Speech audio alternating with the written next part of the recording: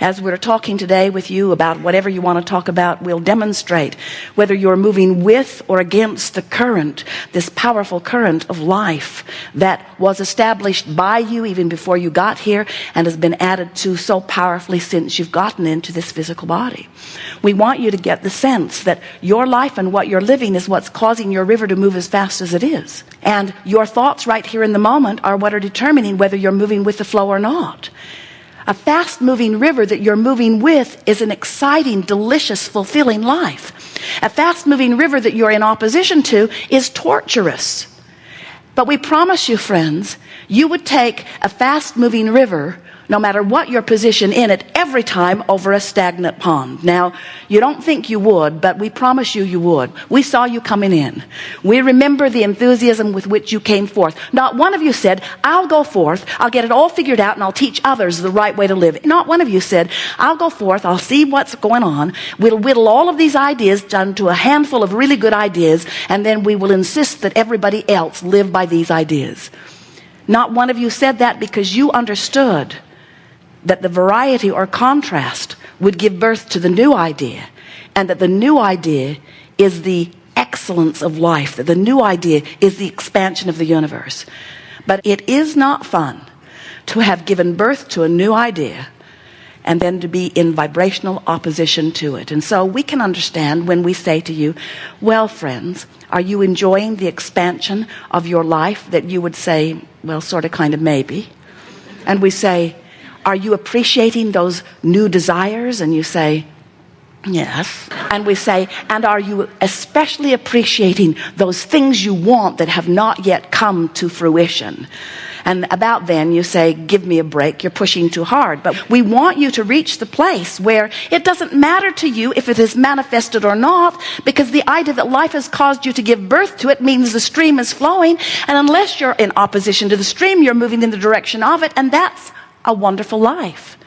Can you imagine if Jerry and Esther said to the river guide, where will this boat come out of this river? And he would say, oh, several miles downstream, close to Fort Collins. And so Esther would say to him, well, you know, we would like to put our raft back on the bus and drive it down the canyon, and then we'll put it in the river about 50 feet from where we're going to take it out, because we like instant manifestation. And he would say, whatever you want, crazy lady, but I thought you wanted a ride on the river. And that's what we want to say to you. We thought you wanted a ride on the river. You didn't come forth to get it done. We don't see any of you say, I'm going to go on vacation, and I'm going to go here, here, here, here, here. I'm at home, and then I'll go there, there, there, there, there, there, there, and then I'll come back home.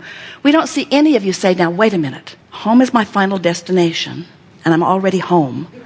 Why go? Why go? Just check vacation off the list. Vacation accomplished. You don't go on the vacation to get it done. You go because it's fun. You go for new things to see. You go for new stimulation, for new experiences. You go for new opportunities. You go for the experience of going. You don't go to get it done. And you did not come into this life experience to get it done. You came for the joy of living. You didn't come to give birth to a new idea in order to accomplish it, in order to get your mark on the chart. You came forth to give birth to an idea so that you could move in the direction of it, so that you could feel the power of the current of the river, so that you could feel the excellence of the way the universe responds to the vibrational frequency of what you're asking for, so that you could see the power of things coming into manifestation. You are a creator, and you like to create.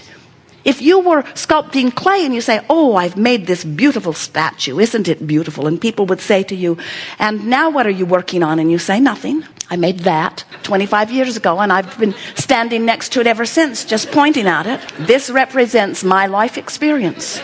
I was born to do this. And we say, you weren't born to do a thing. You were born to explore contrast. You were born to give birth to ideas. You were born to experience the nitty-gritty of this leading-edge time-space reality, because you want to be in on the expansion of the universe. It's the expanding universe that feels good in your belly as you let it happen, you see.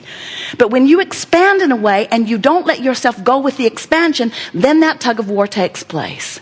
So you're getting it, aren't you? Every negative emotion, no matter how strong or mild it is, means you're pointed in opposite direction of what you are wanting. And so when you get a sense of the way you feel and the power and importance of it, and you begin to let it help you quantify your journeys, then you begin to have a wonderful time long before you have the fruition of something, because moving in the direction of it is such an exhilarating life experience. As you begin to understand that this river of life is always flowing and that you are contributing to it massively, and you stop beating the drum of what's wrong.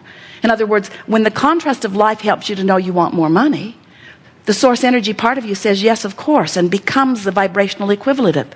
You have a veritable fortune amassed for you vibrationally. But then you beat the drum of, I don't have enough money. I don't have enough money. I don't have enough money. Not enough, not enough, not enough, not enough, not enough. I don't know anybody who has enough money. Hardly anybody I know has enough money. That person over there does, but that greedy bugger has more money than he needs over there. Not enough, not enough, not enough, not enough. And we say, as you beat the drum, and you don't mean to do it, we don't see any of you sitting down and saying, not enough, not enough, not enough. But you go to the store, the beautiful blouse is $275.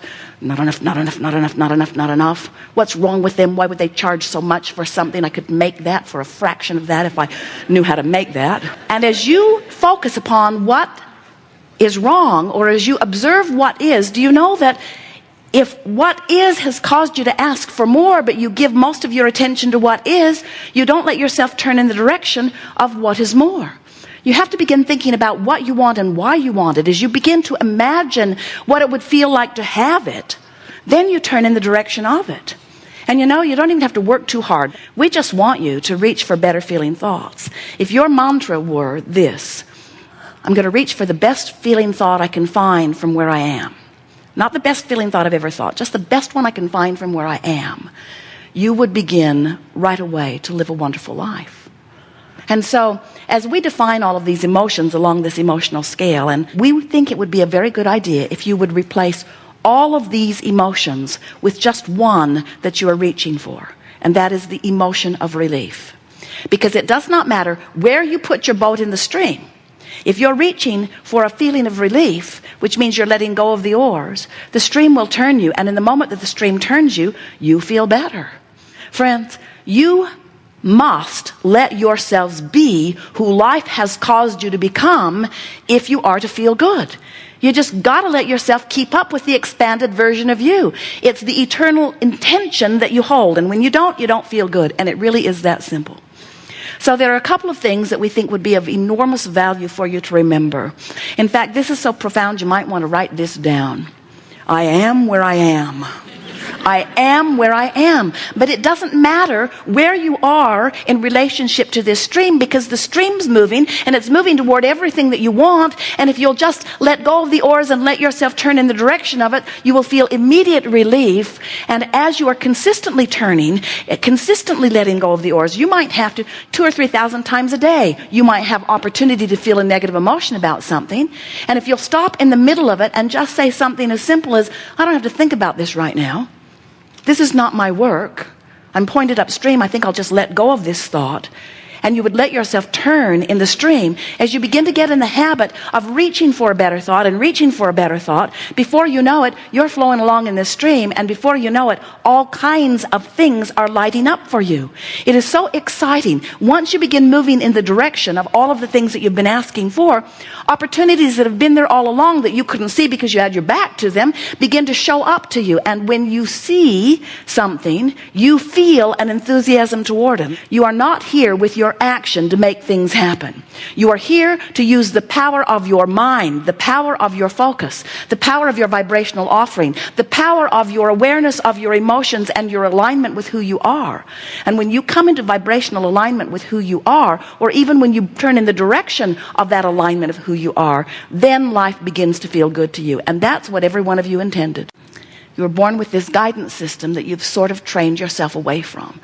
Now, how would that happen? Why would you train yourself away from a guidance system that is certain to bring you to the culmination of all things that this life experience has shown you that you want? Why would you turn away from a guidance that is that profound? Well, it was pretty simple.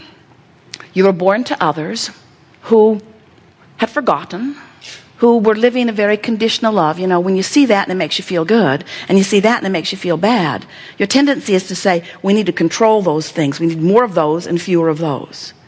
But when you understand that You can't control those, and you figure it out pretty soon, don't you?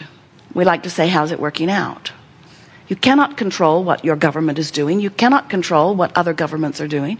You cannot control what the terrorist might do. You can't control your children. You cannot control conditions. And if controlling conditions is necessary before you feel good, then you're not ever going to feel good. But what happens to you as you are introduced to this world and you are surrounded by those who are trying to control conditions, and you observe it with your own experience? When you perform in a certain way, they give you a positive response. And when you perform in another way, they give you a negative response. And when you begin to care about their response more than you feel about your alignment with who you are, that's when you get off track. If we were a physical being and we were parenting here in your physical experience, we would make every effort to remember that our child has guidance, that the child has source calling it. And we would do everything that we could to ignite this child's awareness that he has guidance within him, and if he will move in the direction of that flow, he will have a brilliant, wonderful life. We would not, as his parent, stand and try to get his attention by saying, listen to me, I know what I'm talking about. We would not train that child away from his own guidance. And we know that sounds difficult because you say, well, my child would run out in the street. And we say, you don't really know that. It's a rare one of you who has stayed tuned in, tapped in, turned on long enough to encourage your child's alignment with source. You do most of your parenting from your place of separation from who you really are. You see something that you don't want or that you worry about, you beat the drum of it, you separate yourself from who you are. And then from that disconnected, that's too strong a word, place, you then offer your edicts to your children, and in time, they lose their bead on their guidance that is always there. And then years later, come to a gathering like this, and then we talk about it again so that you can come back into alignment with who you are. You're born knowing that life is supposed to feel good to you. And when you think thoughts that do feel good, you're moving in the direction of everything that you want. The creative process is 3 steps. Step 1 is ask. And you can't stop doing that because the contrast of life causes you to ask. In other words, you know what you don't want, you know what you do want, you know what you don't want, you know what you do want. You have a problem, you want a solution, you have a question, you want an answer. In other words, it's taking place all day, every day. And the source energy part of you is becoming those solutions, is living those answers, is offering the vibration of that and calling you toward it. So step 1 says ask. Step 2 says source answers what you're asking for every time. But step 3 is the part that you must focus upon, and that is you've got to be a vibrational match to what you're asking for, or you cannot experience the manifestation of it. So when you realize that you're asking all day, every day, and the source is answering all day, every day, and then you begin to relax into the idea that if you are reaching for the best feeling thought that you can find, you're moving in the direction of it, then you begin to live life in a way that feels so good. So your children are knowing. In fact, they're closer to remembering all of this than you are. Their natural inclination is to not hold a grudge, to get over something that's bothering them. Jerry and Esther spent a wonderful few days in Estes Park this last week with their kids and grandkids, and it was really interesting to watch how even at those early ages, Kate is 5, that there is enough contrast in her life that sometimes she clearly knows what she does not want. And Esther again and again had to restrain herself from wanting to make everything perfect for Kate, because Esther wants more than anything for Kate to discover that she has control about the way she feels, and everybody around her should not move quickly to try to change the circumstance so that she can feel better. You do such a disservice to your children when you knock yourself out to make everything perfect for them, because then they have no exercise in finding the thought that feels better anyway. In other words, if you teach that you will change the condition, you teach conditional love. But when you teach that they can feel better if they choose to, regardless of the condition, now they are free. If you do everything you can to make everything as good for everybody you can who's around you, it gets old pretty fast, doesn't it? But if you make that effort, then they are ill prepared for the rest of the world, who will not give their undivided attention to what that person needs. Freedom comes only from your conscious acknowledgement that you can feel good because you want to, regardless of the conditions.